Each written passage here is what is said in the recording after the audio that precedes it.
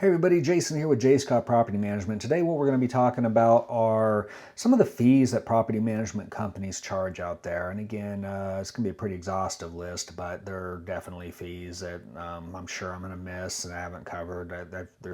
I see folks get really creative with some of this stuff. So we're going to go over some of the more common ones here and talk about them and kind of so you can kind of understand what to expect, what to look out for when you're looking for a property management company. So I would say the first and most common fee that a property management company charges is going to be their monthly management fee. This is anywhere between 8 to 12% of rent collected.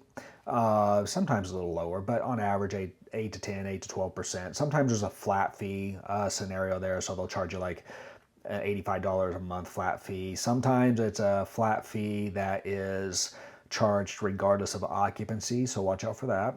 Sometimes it's a flat fee only for the months that it's occupied. But again, I'm not saying one way is better than the other. Just know what you're dealing with. That way you're not surprised on it. A lot of times too, what you'll see, well, we can dig into this here,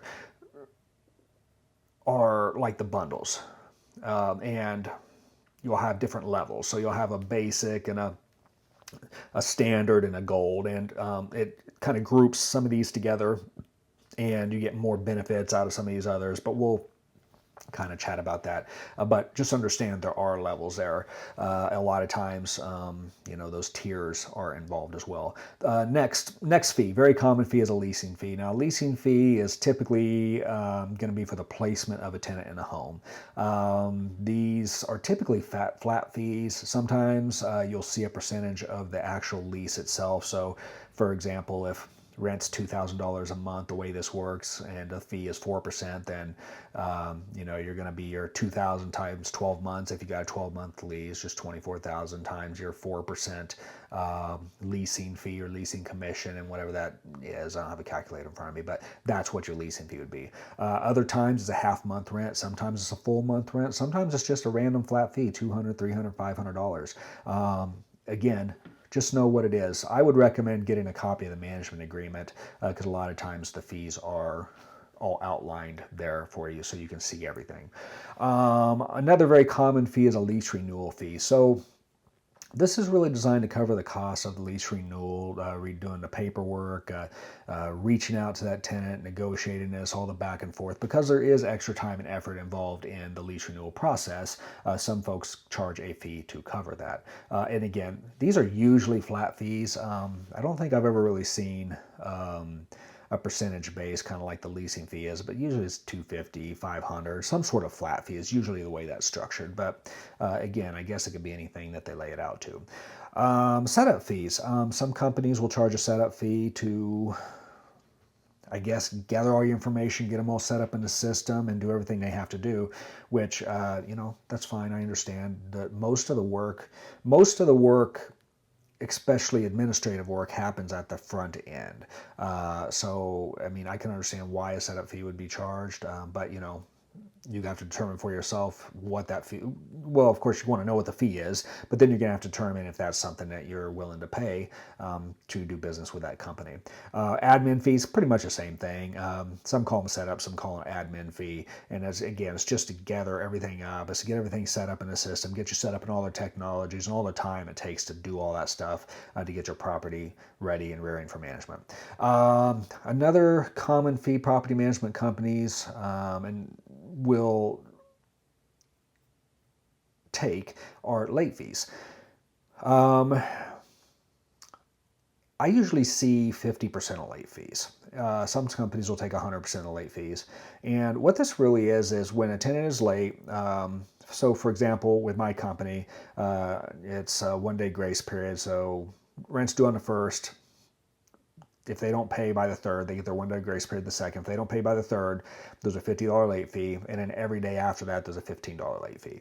Whatever that amount is, we collect 50%, and then the owner takes 50%.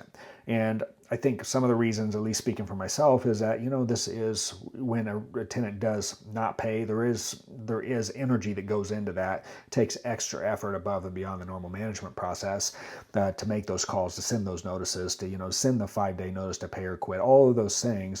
So it is more expensive to manage a tenant that is not paying, and that is an attempt to help cover those costs. But at the same time, if you're splitting that 50-50, the owner is getting some of that money too. But again, know what it is. Some property management companies keep 100% of it. Some companies don't keep any of it. I don't think I've ever seen that. Well, no, I don't think I've ever seen that, but I would imagine there's some companies that don't. Know what they're charging for maintenance. How are they doing that? Are they contracting everything out? Are they taking a coordination fee? Are they marking anything up? Do they have an in-house program, maintenance program? What are their hourly rates? Know what those are. Those a lot of times aren't outlined in the management contract because the maintenance rates are kind of flexible, or need to be flexible, because things change rapidly, and I don't think a company can be locked into an hourly maintenance rate for a year if they're doing a year-long management contract. So, but again, just check it out and ask the questions. Some companies will charge an additional fee to help process an eviction. Maybe it's a flat fee, maybe it's a percentage, maybe it's an hourly. Again, I don't see it a whole bunch. For us, we don't charge anything, at least for our part, because you're already paying the attorney, you're already paying the court costs. I feel a little bit responsible as well if I were to place somebody in a home. Although, having said that, knock on wood, the only people I've evicted here in the last year and a half or so have been owners that have brought me problem tenants and have come to me because they didn't know what to do with them. So, knock on wood, because that. If you're doing this long enough, it doesn't matter how good your screening is, you are going to run into a problem tenant, you are going to need to evict. But know what they're charging for that. Termination fees. Here's another one too, is one, how long is the management agreement? And is there a buyout of a management agreement? Some people charge a percentage, some don't have a buyout, and you have to pay out the rest of the agreement based on the potential property management fees. Some people will have like a discounted leasing rate. I've seen this to where they'll say, oh, our leasing fee is $250. But if you terminate the contract in the first 6 months, our real leasing fee is $1,500, and you have to pay that back because we gave you a discount for coming on board. But since you're not completing the contract, now you have to pay back the rest of that leasing fee. I've seen stuff like that. For us at J. Scott Property Management, again, I don't like the idea of the only reason you be in a relationship with me is because there's a piece of paper binding us together. If I am not a good fit for you, if you have to go a different direction, if it is better for you financially to sell the home, any of those types of things, I don't want to be a barrier in your way. So I asked for a 60-day notice. That gives me enough time to wrap up everything, make sure the financials are in good order, make sure the tenants are notified and all that stuff. And then we I wish you the best of luck, and we part our ways. And if I can help you in the future, then great, I'll still be around. But know what that is, because I run into it quite often, actually. Another thing we don't do, but you're going to want to be aware of, because a lot of companies do, is find out what type of tenant-based fees that they charge. Now, let me back up. I said we don't do. We do charge tenant-based fees, but all of my tenant-based fees are around activities that the tenant shouldn't be doing in the first place. So if I have to send them a 5-day notice to pay or quit because they haven't paid rent and they're not responding to me, I'm going to charge them a $50 fee. If they get HOA violations that we have to manage, I'm going to charge them a $25 fee. And those are tenant-based fees, but they're punitive type fees that are trying to discourage behaviors that I don't want and that you as a property owner don't want. The fees I'm talking about you need to be aware of are the ones that get between the tenant and your home and make it less desirable to rent your home. So, good example. admin fees. There's one-time admin fees. There are monthly admin fees, or set up for the one times. It's admin set up for one times, but then there's monthly admin fees. And this can be like the one-time fees are typically a flat rate of some sort, $200, $300, $500, whatever. The monthly I've seen charged in terms of flat fees. I've also seen terms and fees charged in terms of a percentage of the rent. So a 1% or a 2% admin fee every single month that the tenant pays the property management company. It doesn't go to the owner, it goes to the property management company. And that's to help them cover their costs. It theoretically is to help them keep rates to the property owner low as well, and I understand all that. But out of all the times I have shown property, one of the very most consistent irritations for prospects, people looking to rent your home, is when they show up to the house to view the home, thinking that the rent's going to be $2,000 or $1,500, whatever it is, just to find out that there's going to be another $50 or $100 or $150 in fees added on top of that after they move in. That is a huge turnoff for pretty much everybody I ever talked to. So the one thing I don't want to do personally, and this is why we don't use tenant fees in that manner, is put any type of barrier that would discourage that renter from renting your home, because that's what I want. I want that home occupied. All of our lives are much easier once that home is occupied. So kind of keep that in mind, find out what they're charging there. So again, good example, admin one time, or admin setup one time, and monthly type recurring fees. Technology fees, I've seen, this is, I see this with some of the larger companies, the really big companies, ones that own a lot of what they manage, but they'll put a Ring doorbell in and some home systems or whatever else. They'll charge a monthly fee for like $50 a month. People pay it, so if that works for them, great, and if people find value out of it. But again, just be aware. So that's technology fee.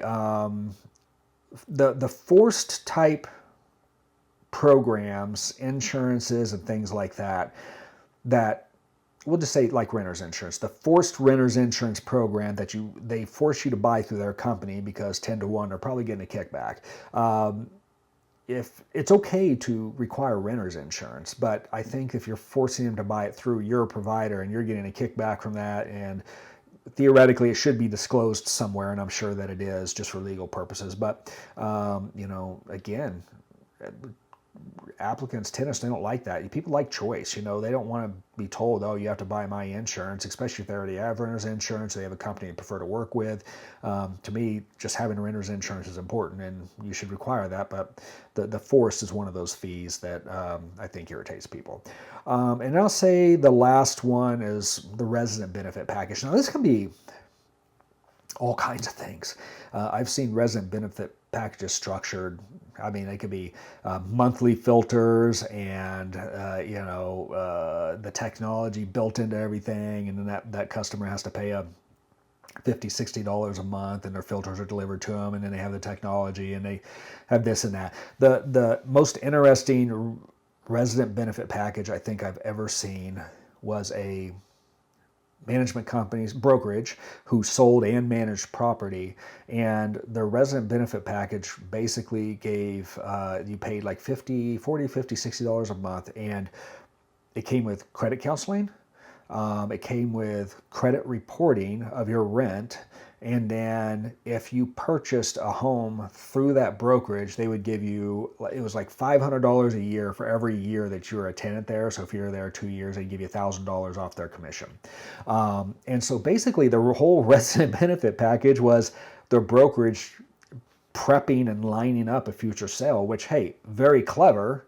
I'm not hating on the sales side, but if you're trying to sell that to a resident, if the company you're using is trying to sell that to a resident, how many people are going to be like, I don't think so, I'm going to look somewhere else.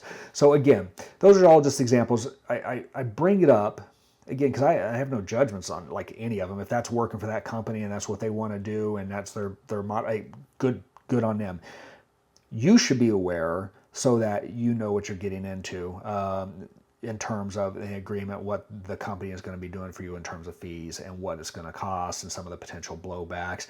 And then if you have some concerns, ask them about it. Maybe they have a great explanation of some of this stuff. Maybe there's benefits that we're not even thinking about, like like on the resident benefit packages. I'm saying, oh well, most tenants don't like that, but maybe their track record, maybe their benefit package, maybe it's different. So ask the questions, be aware of what's going on there. Best way to do that's asking questions, looking at their management agreement, and just understanding all that. So I hope that's been helpful. Kind of ran on a little bit long here on the management fees, but I hope this is giving you a good idea of kind of some of the different fees and the different structures and things that go on with the property management companies, how they charge, and some of the costs that may be placed on you as a property owner when you turn your home over to a property management company. Again, my name is Jason with J. Scott Property Management. If you have any questions, feel free to reach out. Depending on where you're watching this, drop comments, shoot a message, text, email, give me a call, Facebook, whatever works best for you. We're around. So thanks again for watching, and we will see you next time.